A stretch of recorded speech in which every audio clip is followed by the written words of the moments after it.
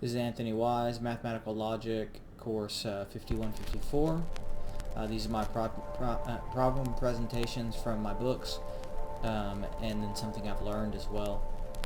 So the first one, let's jump straight into it, is a problem presentation from the Bell and Solomon and Enoch and Liu book, and actually from the video lecture from today.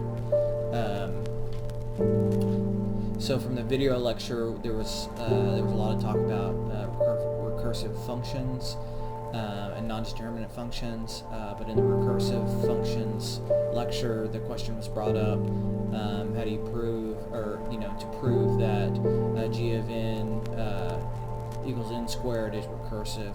So basically, the squares can be proven that that function is a recursive function. So here's my proof. So we'll just go through it real quick. So I just let g be the function, right? Because g of n is actually the value of the function. So let g of n be or let g be a function such that g of n is the square, right? And I just looked at values that were larger than 1. So any n that is greater than or equal to 1. So let g equal. So if we let g equal 1 squared, that's going to be the base condition. So that's going to be pretty important here in a minute. So then if you think about the square function, this nth function right here is derived by summing the last square, which is the square right before n, right? And then the last root, which is just that number right before n, and then the current root, which is right here. And this is basically, there's lots of ways to find this. You can do this like this, or you can find it as a double, whatever. I chose to do it this way. So this is basically the recursive function for your square. So then it is easy to see that any input greater than the base condition will force the function to be independent. Will force the function to be dependent on the nth lower value. So basically, what that means is that if you pick 10, or 2.5, or whatever value that's larger than the base condition, right? Then you are basically negative 1. So you put in 10 to this will become 9, so you get 1. This will become 9, so that would be or this would become 9. So that would be 90 plus 10, so you get 100. So there's your square. And so, but to do this on a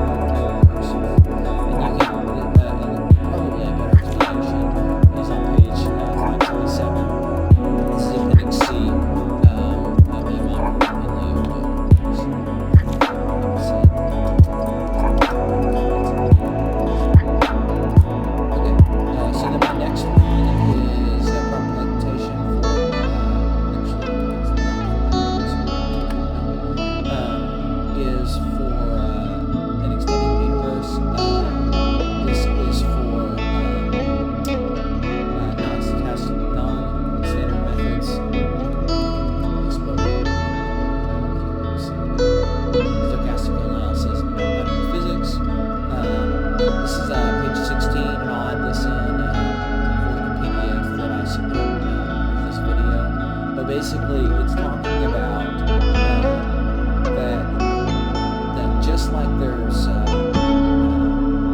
well, if you take the set of real numbers, for instance, the set of real numbers actually set up a set of smaller groups,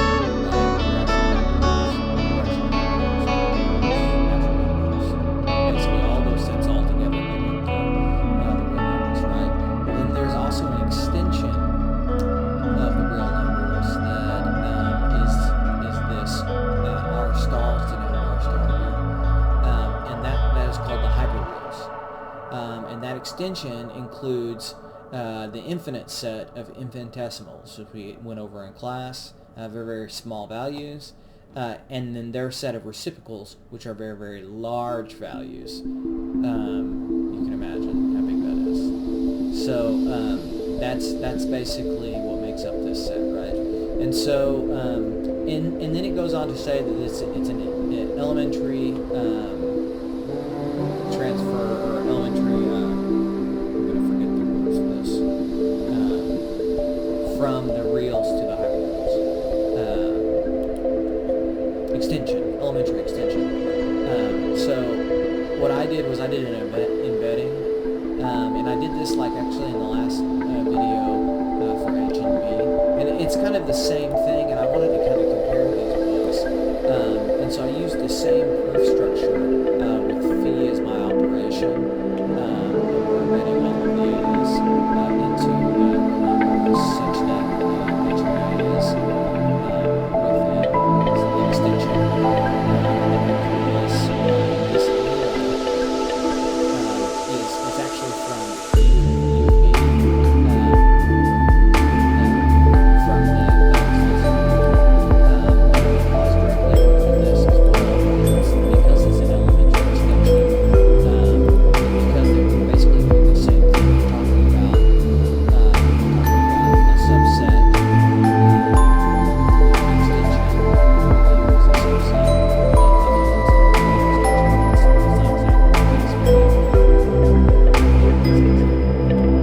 and so, because H is isomorphism, right, between these two, this phi basically means that it is, such that the HMAs star,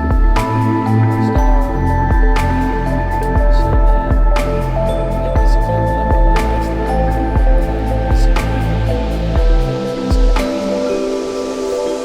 in this example, all of these HMAs for every A is in this, and every A is in one. So then you see that H is elementary embedding of R into so same structure, like I said, as the last problem, exactly the same. So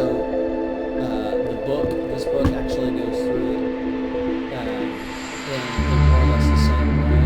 But what it does in comparison is it maps it from a set S with a superstructure R S, and it maps that superstructure over, so that the superstructure holds the reals, and then the mapping is that superstructure over to the superstructure that has variables. A little bit back and forth, but I'm starting to get it. Still can be a little bit fun.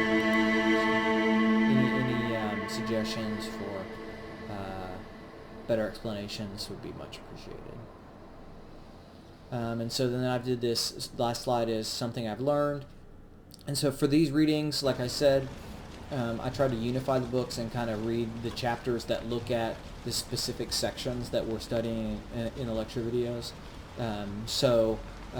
Specifically in the Emack and Liu book, as compared to the proof theory book, they both had sections on recursive functions. And the Emack and Liu book had, that's basically Appendix C, right? And it goes into a lot of depth. but a little bit of the notation or the terminology and proof theory is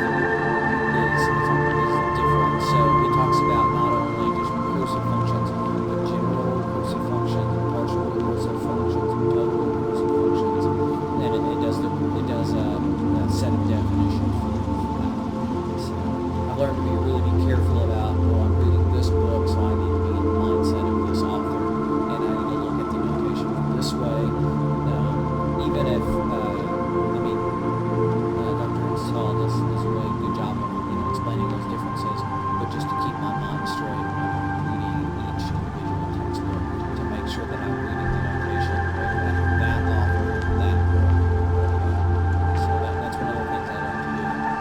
And then the second part of this is for embedding the Bellens-Lobson book and the non-standard methods book. They treat it the same, but in the non-standard methods book, it goes immediately into this expanded universes, which is this part, which is the rules of the hyperrules, and as well as into this discussion about how you use superstructures and the unions of superstructures, using the iterations of the power set